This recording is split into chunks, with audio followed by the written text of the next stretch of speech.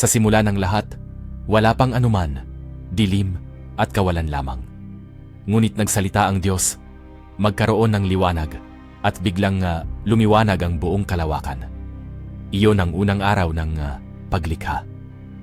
Sa ikalawang araw, hinati ng Diyos ang tubig sa langit at tubig sa lupa.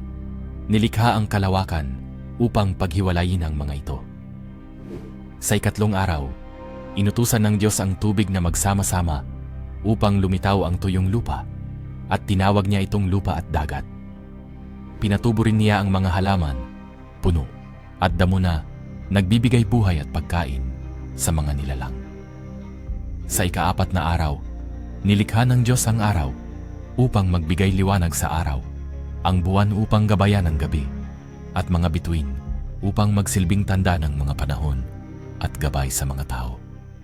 Sa ikalimang araw, pinuno niya ang mga dagat ng iba't ibang isda at ang himpapawid ng mga ibon na lumilipad ng malaya.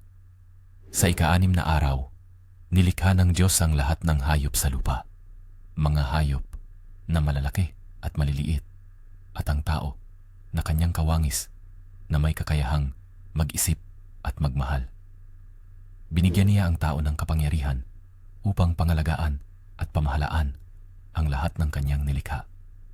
Sa ika-7 araw, matapos ang lahat ng gawain, nagpahinga ang Diyos, kaya't binasbasan at pinabanal niya ang araw na iyon bilang araw ng pahinga. Ang kwento ng paglikha ay nagtuturo na ang Diyos ay makapangyarihan, mapagmahal at may malinaw na plano para sa lahat ng nilalang na dapat nating pahalagahan at alagaan ang mundo na kanyang ipinagkaloob.